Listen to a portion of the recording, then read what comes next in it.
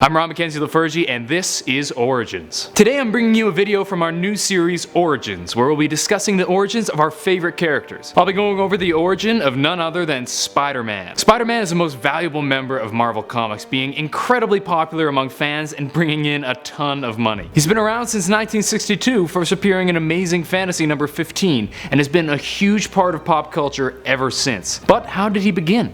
Let's find out.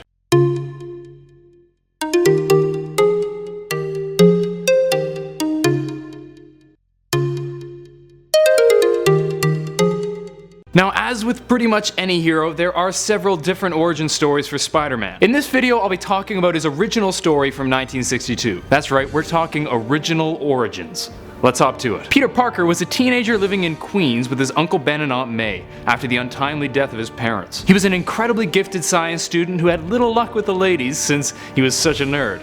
And trust me, I can relate. However, one day while at a presentation about radiation, he's bitten by a radioactive spider.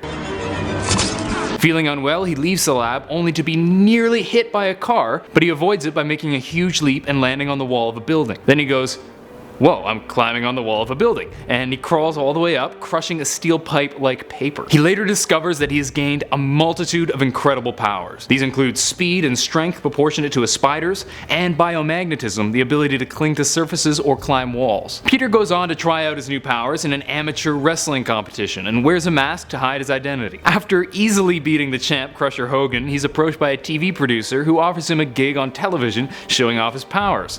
And he goes, cha-ching!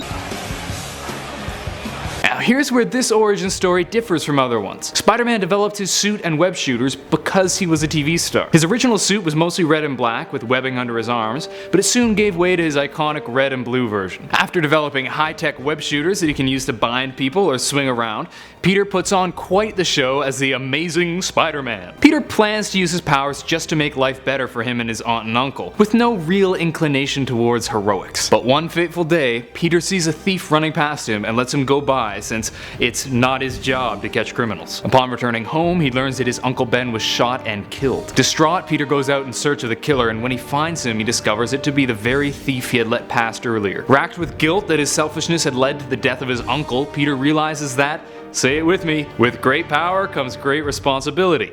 Remember, with great power comes great responsibility.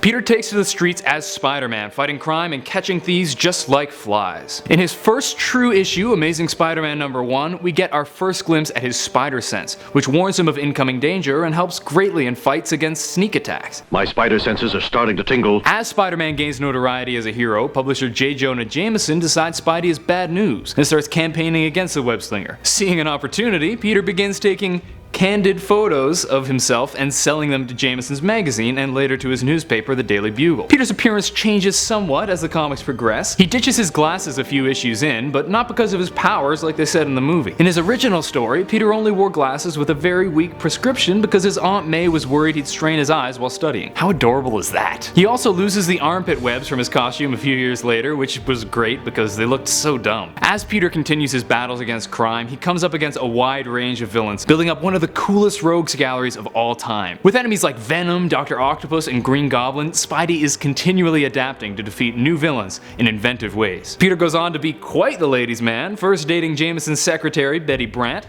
and later going out with Gwen Stacy and Mary Jane Watson. In later issues, we learn that his parents had actually been CIA agents, sometimes working under Nick Fury, which is a pretty cool tie-in with the rest of the Marvel Universe. That's it for today. Hope you guys enjoyed hearing about everyone's favorite web slinger. If you liked the video, please drop a thumbs up down below and subscribe to Top 10 Nerd for more cool videos. Let us know in the comments what you think of our new series and give us your suggestions for what character you want to see next. Doesn't have to be comic books, this can be any character, be it Star Wars, Harry Potter, anime, whatever strikes your fancy. Until next time, I'm Ron Mackenzie Lafergie with Top 10 Nerd. Later, nerds.